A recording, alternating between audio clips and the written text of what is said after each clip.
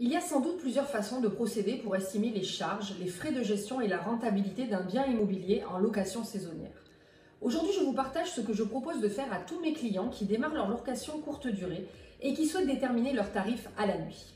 Dans un premier temps, on va parler des charges récurrentes à l'année du bien locatif. Puis nous verrons en détail les charges fixes par séjour de locataire. C'est ensuite en fonction de ces deux premiers calculs que nous pourrons estimer un tarif de location par nuit auquel nous enlèverons les commissions ou frais de service des plateformes. Ce sera ensuite grâce à ces diverses estimations que vous serez en mesure de connaître votre seuil de rentabilité et de déterminer le nombre minimum de nuits par séjour pour au moins rentrer dans vos frais. En fin de vidéo, je vous partage l'exemple concret de calcul de rentabilité pour l'un des biens que je gère. Vous pourrez ensuite déterminer parfaitement quelle tranche de tarif par nuit demander en utilisant les informations que je vous ai données dans la première partie de l'analyse et les conseils d'aujourd'hui.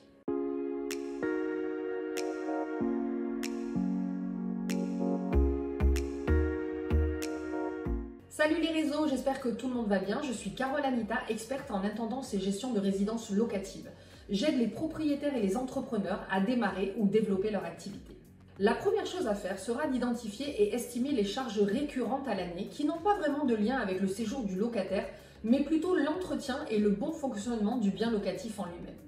Dans cette catégorie de frais, il y a bien sûr les impôts locaux comme la taxe foncière, la redevance télévision, les ordures ménagères, etc.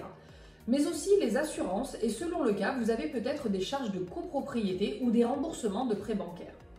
Ensuite, vous avez les abonnements de câbles télévision, internet, eau, électricité, gaz, fuel, etc. Enfin, certains d'entre vous ont des frais d'entretien de jardin, de piscine ou de jacuzzi. Alors même si certaines de ces charges varieront évidemment selon le taux d'occupation de la maison, ce que l'on cherche à faire, c'est d'estimer une moyenne par nuit de tous ces frais généraux que nous pourrons inclure dans notre tarif de location. Par exemple, pour l'électricité, l'eau et le gaz. Si c'est la première année que vous louez et que vous n'avez pas eu accès à l'historique de consommation habituelle du bien, vous pouvez soit y séjourner vous-même une semaine en relevant les compteurs avant et après, ou vous pouvez demander à des gens de votre entourage qui ont des biens similaires aux vôtres quelles sont leurs charges annuelles. L'idée sera donc pour chacun de ces frais de prendre le montant annuel et de le diviser par 365 jours.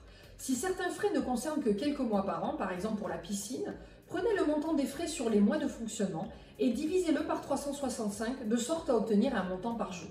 Bien sûr, tous ces calculs de frais pourront être révisés et plus proches de la réalité lorsque vous aurez effectué une première année de location. Il est évident aussi que plus vous l'aurez de nuits par an, plus vous deviendrez rentable.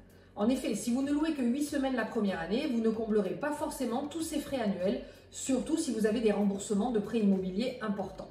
Voyons maintenant tous les frais qui sont directement liés au séjour du locataire. Dans ce cas, on va différencier deux catégories de frais. Les frais fixes par groupe, comme le ménage, l'entretien du linge de maison, les accueils et les départs. Ces charges seront sensiblement les mêmes que les locataires restent de nuit ou une semaine. Puis vous avez les commissions des agents immobiliers ou les frais de service des plateformes, qui eux correspondent à un pourcentage du montant total du loyer perçu et dépendent donc de la durée du séjour. Pour ce qui est du ménage, si vous faites appel à un prestataire de services professionnel, les coûts pourront varier entre 22 € pour une auto-entreprise à 35 € de l'heure pour des sociétés plus grandes. À cela peuvent se rajouter des frais de déplacement par intervention. À vous donc de faire des demandes de devis et estimation d'heures de travail pour un ménage entre chaque groupe. Je vous rappelle que j'ai mis en ligne plusieurs vidéos sur l'embauche d'équipes de ménage où je vous donne des conseils pour passer cette étape dans les meilleures conditions.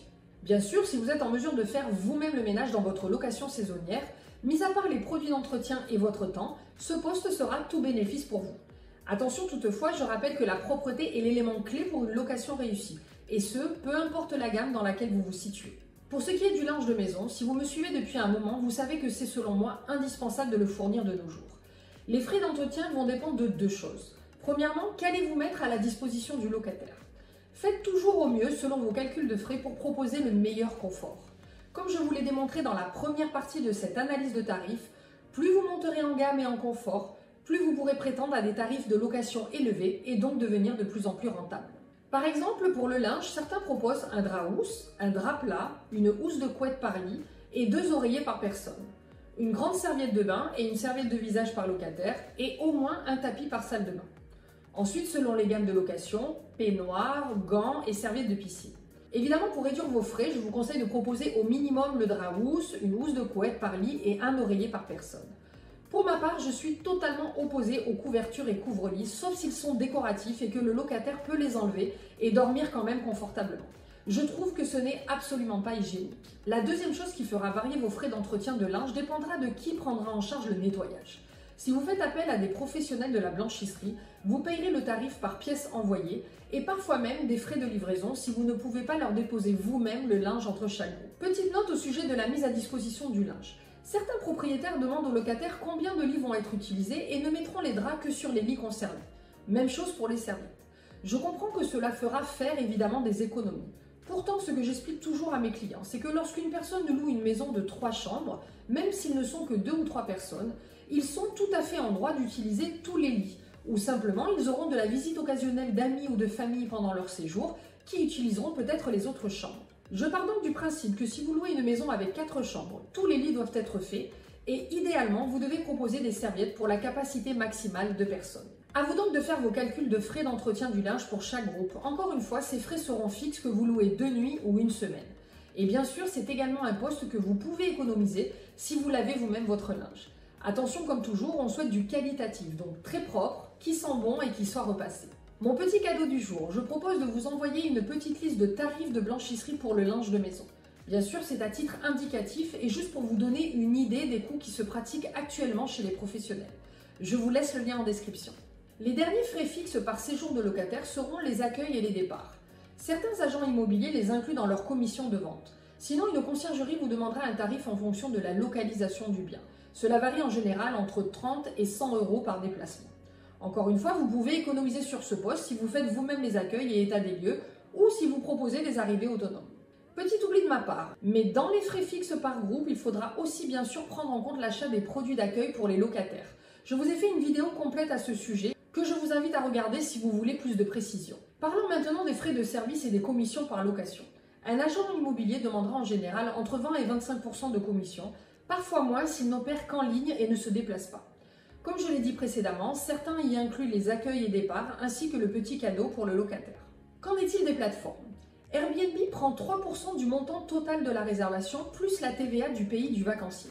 Celle-ci sera calculée sur les frais de service de l'hôte. Par exemple, un locataire français réserve un séjour de 300 €.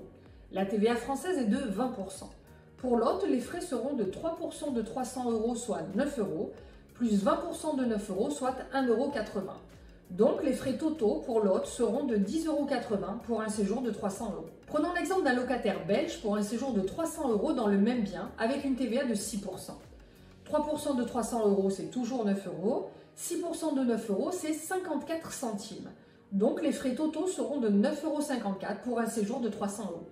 Voilà pourquoi, pour un même nombre de nuits dans votre bien locatif, vos frais peuvent être un petit peu différents. C'est tout simplement que la TVA du pays de vos voyageurs est différente. Dans le même principe pour Abritel, les frais de service sont de 8% de la réservation, plus la TVA du pays du vacancier. Ou vous pouvez choisir un abonnement annuel de 249 € TTC. Et à cela s'ajoutera 3% du montant de chaque réservation confirmée pour les frais de dossier et les virements bancaires, plus la TVA du pays du vacancier.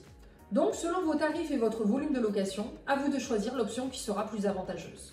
Je sais que cela fait beaucoup d'infos en même temps, alors je vous recommande de regarder à nouveau la vidéo et de remplir tout de suite un tableau Excel dans lequel vous rentrerez tous les différents frais dont nous venons de parler. Ensuite, il s'agira de faire des simulations de coûts et de la rentabilité pour des séjours de 2 nuits, 5 nuits, 1 semaine, 15 jours, etc. Mais pour bien mettre tout cela en perspective, je vais vous donner l'exemple concret d'un petit bien que je gère et qui se loue 280 € la nuit pour 4 personnes, ménage de sortie inclus. Pour un séjour de 2 nuits, cela fait un loyer total de 560 €, auquel nous enlèverons 20,50 € de frais de plateforme Airbnb, 310 € de frais fixes, ménage, linge, état des lieux, 60 € pour les 2 nuits correspondant à la moyenne des frais annuels, dont un emprunt bancaire. Il reste donc 169 € avant impôt au propriétaire. Faisons le calcul pour le même bien pour un séjour minimum de 5 nuits. Le loyer total sera de 1 400 €, auquel nous enlèverons 50,50 € de frais de plateforme, toujours 310 € de frais fixes de ménage, linge et conciergerie, 150 € environ pour 5 nuits de frais fixes annuels. Il restera 890 € au propriétaire avant impôt. Bien sûr, selon la plateforme ou l'agent immobilier, la marge de bénéfice diminuera. Donc, pour ce bien, mon client propriétaire a décidé de ne jamais louer moins de 4 nuits, sinon il estime que cela n'est pas assez rentable pour lui. Alors, avant de vous donner mon tout dernier conseil pour bien calculer votre rentabilité, j'aimerais bien un peu d'encouragement. Est-ce que le contenu que je vous propose vous aide? Avez-vous l'impression d'y voir plus clair? Si oui, merci de vous abonner, de liker et de partager mes vidéos pour aider un plus grand nombre de personnes à se lancer dans la location courte durée. Donc ma dernière info, mais qui a son importance, c'est qu'avant de déterminer le tarif final par nuit de votre bien, gardez toujours en tête ce que le locataire payera de son côté. Que ce soit parce que l'agent immobilier rajoute sa commission à votre tarif initial ou les frais de plateforme pour les voyageurs. Cela correspond à environ 16% sur Airbnb et 11% sur Abritel. Et oui, si vous ne pensez qu'à votre bénéfice mais que vous n'êtes pas compétitif par rapport aux autres biens en location dans votre périmètre, eh bien vous ne louerez presque pas. Allez, en attendant la prochaine vidéo, je vous dis à très vite!